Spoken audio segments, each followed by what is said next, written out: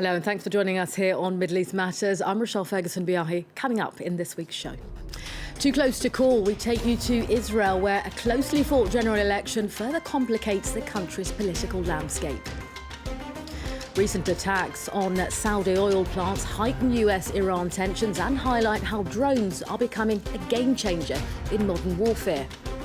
Plus, calling for a change in mentality, France 24 speaks to the Iraqi youth, stressing the importance of their social lives.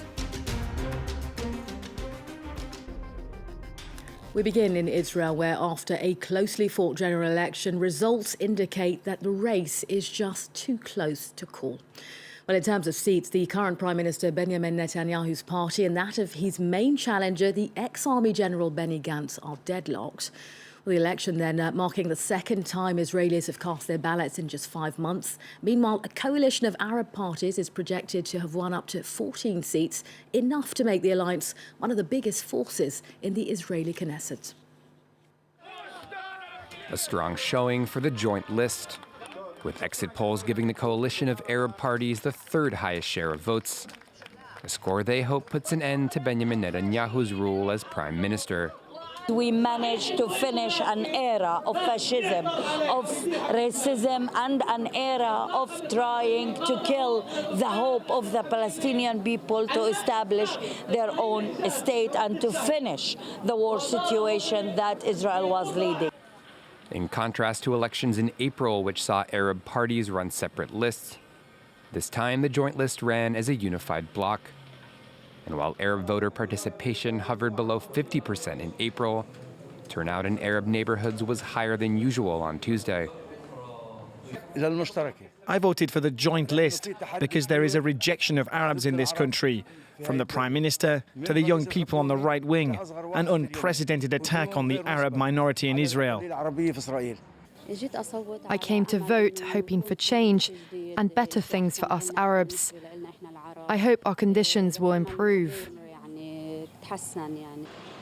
Some 1.9 million people, Israeli Arabs make up 20% of the country's population.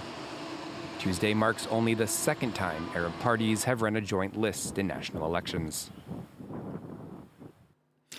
Next, recent drone attacks on 2 Saudi oil installations have ramped up tensions between Tehran and Washington. Now, while Houthi rebels claim responsibility for the attacks, the US swiftly pointed the finger at Iran, an accusation that the country vehemently denies.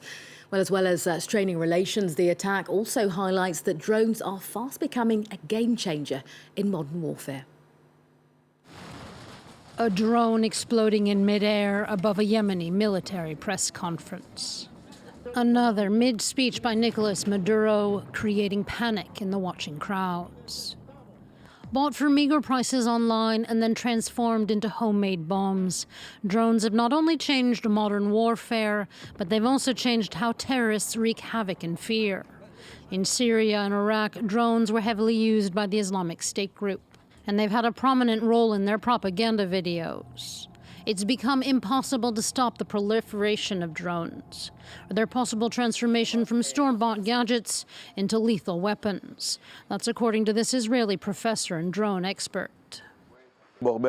Buying a drone and modifying it so that it carries an explosive that goes off in a crowd is not complicated, and it's easily replicated.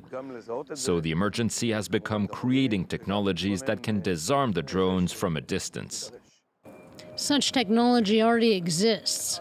Any drone that enters into the field of vision of this specialized radar can be stopped, thanks to its electromagnetic waves. It will hover till the battery is finished, and then it will come down. Or in most cases, will go back home. And we can also protect airports or jails or stuff like that, places like that, or border control many times. International summits or major sporting events like the Olympics have already used similar technology. But such anti-drone radars aren't everywhere at all times. 4 years ago, a drone carrying radioactive particles landed on the Japanese Prime Minister's office. Another landed on the lawn of the White House. Proof that above even the world's most protected places, drones fly. Now, in a bid to secure greater social freedom, some women in Saudi Arabia have decided to do away with the obligatory abaya. Well, the long flowing overgarment, often black, is traditional wear for women in the conservative kingdom. Recently, though, a number of women have taken to either leaving the abaya at home altogether or opting to wear a brightly coloured one. I'm not trying to prove anything. I just want to live the way I want to act freely without restrictions, and not be forced to wear something I'm not convinced I have to wear. That's the whole point. An Iranian football fan who set herself alight and died after being arrested for trying to enter a football stadium has sparked international outrage. Both celebrities and activists have taken to social media urging FIFA to ban Iran from competitions. Her face, covered in bandages, appeared on her favorite football club's Twitter page. Sahar set herself on fire in front of a Tehran court in early September, after learning she could face a 2-year prison sentence. Her crime, attempting to enter a football stadium dressed as a man to watch her team play. The young football fan later died from her injuries. Following the incident, thousands have expressed outrage over a persisting stadium entry ban for women in Iran.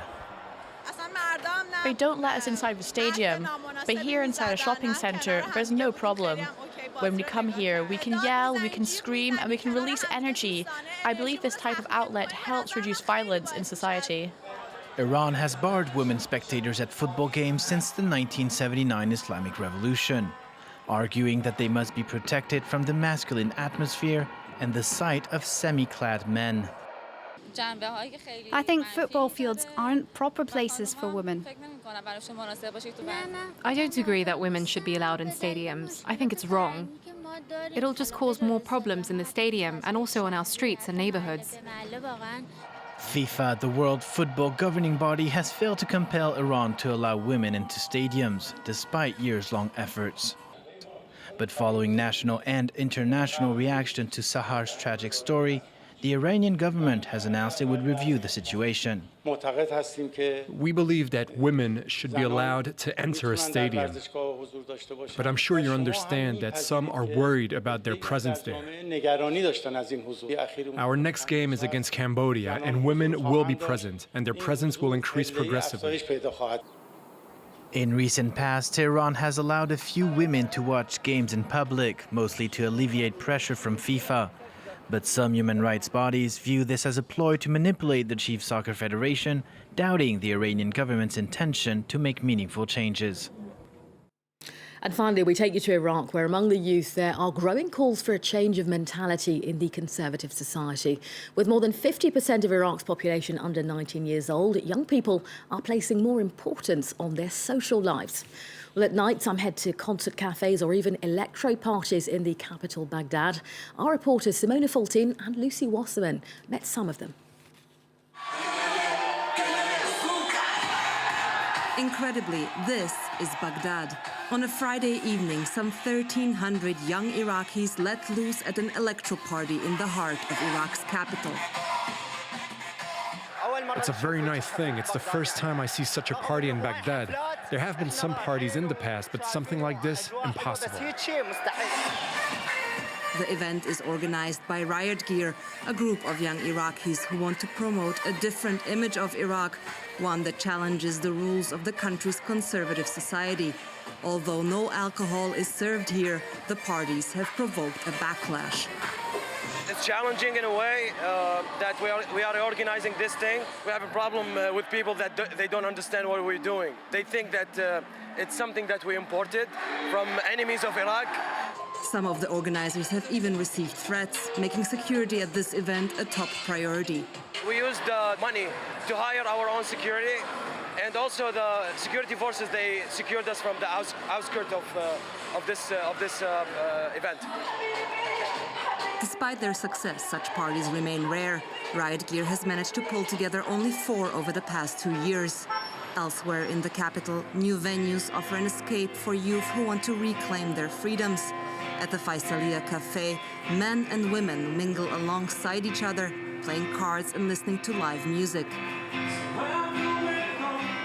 They provide an atmosphere of freedom. You can see the rules when you go up.